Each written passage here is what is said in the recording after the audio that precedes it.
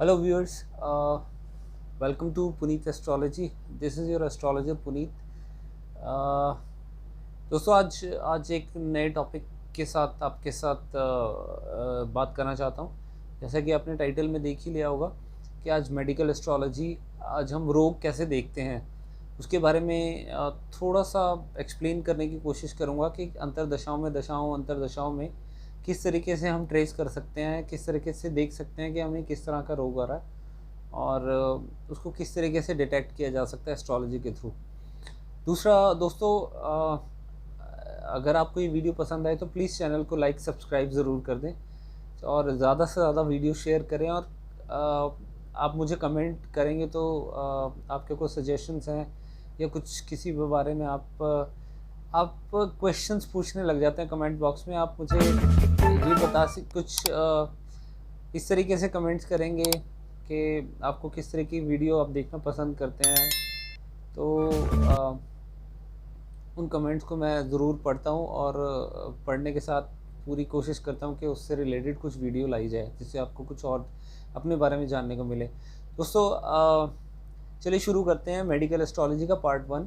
इसमें मैं बताने की कोशिश करूँगा कि ये वैसे तो दोस्तों ये जो मेडिकल एस्ट्रोलॉजी है इसमें ना हर ग्रह एक कहीं ना कहीं एक उसका एक कारक तत्व होता है, वो कहीं ना कहीं आपके बॉडी पार्ट से रिलेट करता है, उससे उससे जुड़ा होता है और कारक तत्वों के अनुसार तो रोग आ ही सकते हैं। जैसे मान लीजिए चंद्रमा आपका माइंड का कारक है तो आपका माइंड डिस्टर्ब कर सकता है, आपको डिप्रेशन हो सकता है। आपकी बॉडी में चलने वाले जितने भी लिक्विड स्टफ़ है नॉस्ट्रल से आपकी जैसे स्नीजिंग की प्रॉब्लम चंद्रमा से देखी जाती है। अगर आपको चंद्रमा पीड़ित है तो इस तरीके से आपको प्रॉब्लम हो सकती है स्नीजिंग की या रनिंग नोज़ की।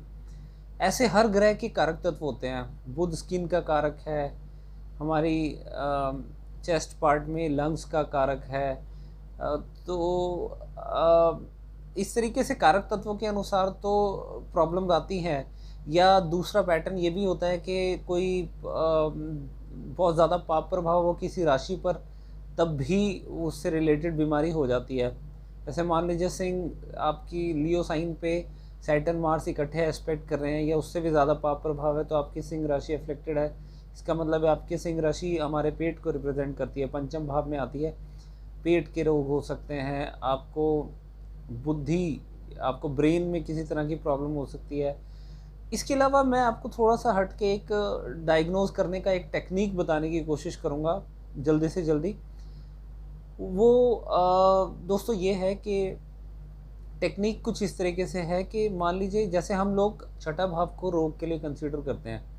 किसी भी तरह का रोग हो, ऋण के बारे में मैं बात नहीं करूँगा, डेट्स के बारे में बात नहीं करूँगा या कोई और टॉपिक नहीं लूँगा। स्पेशली ये मेडिकल एस्ट्रोलॉजी के ऊपर है तो मैं आपको रोग के बारे में बताने का प्रयास करूँगा।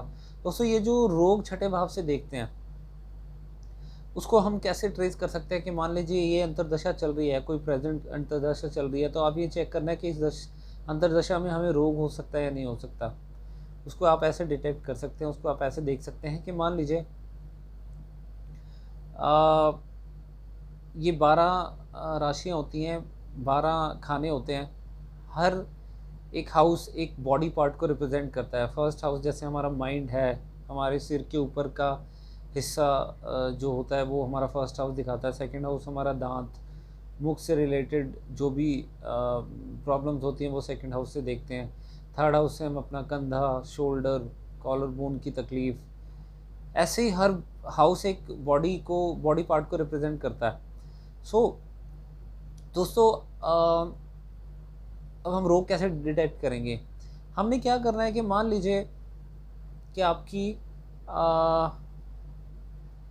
नाइन्थ लॉर्ड की दशा चल रही है, मान लीजिए या अंतरदशा चल रही है या प्रत्यंतर दशा चल रही है।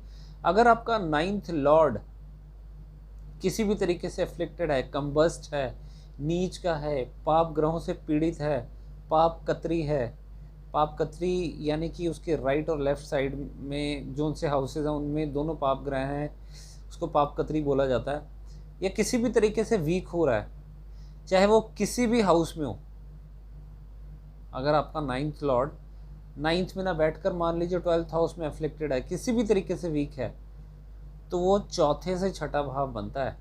आपका जो 9th लॉर्ड है वो 4th का 6th बनता है, यानी कि 4th हाउस आपका चेस्ट हमारा दिखाती है, आपको चेस्ट से रिलेटेड जो बॉडी पार्ट हमारा 4th हाउस जो स्पेशली है, लंग्स, ये जितने भी ये हाउस रिप्रेजेंट करता है बॉडी पार्ट को। तो आपका अगर 9th लॉर्ड की अंतरदशा या दशा चलेगी और वो अफ्लेक्टेड होगा तो आपको लंग्स से रिलेटेड, चेस्ट से रिलेटेड कुछ ना कुछ तकलीफ ज़रूर आएगी। एक दो एग्जांपल और लेंगे, उससे समझने की कोशिश करेंगे।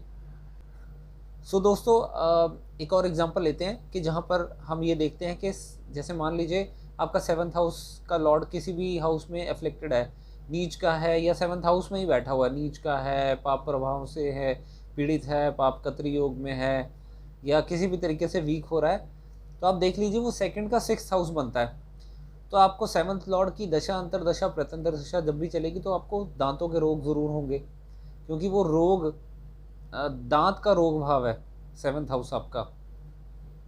इस तरीके से ये टेक्निक है। और इसी तरीके से एक एग्जांपल हम और ले लेते हैं।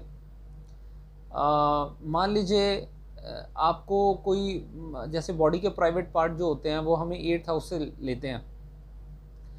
8th हाउस से अगर हम बॉडी का प्राइवेट पार्ट लेते हैं तो आपको बॉडी के प्राइवेट पार्ट में किसी भी तरीके से यूरोलॉजी से रिलेटेड या पाइल से रिलेटेड प्रॉब्लम होगी अगर आपका लग्नेश पीड़ित है, क्योंकि वो अष्टम से छठा भाव बनता है। अगर आपका लग्नेश किसी तरीके से पीड़ित है, उसकी दशा अंतरदशा में आपको बॉडी के प्राइवेट पार्ट, यानी कि आपको पाइल्स की दिक्कत हो सकती है, कुछ यूरिन से रिलेटेड प्रॉब्लम हो सकती है, या आपको किसी भी तरीके के गुप्त रोग भी एक उभर के आ सकते हैं जहाँ पर आपको ये प्रॉब्लम फेस करनी पड़ सकती है। सो ये दोस्तों ये टेक्निक मैं आपसे शेयर करना चाहता था। तो आप देखिए आपके हॉरोस्कोप में ऑब्ज़र्व कीजिए और मुझसे अपने फीडबैक मुझे कमेंट बॉक्स में ज़रूर शेयर करें। सो मैं मिलूँगा नेक्स्ट वीडियो में आपसे, और till then you take care and please do subscribe the channel and don't forget to hit the bell icon so that you get notified. I'll catch you in the next video. This is Puneet signing off. We'll catch you in the next video with new stuff, and till then you take care and thank you very much for watching the video. Thank you. Jai Shri Krishna.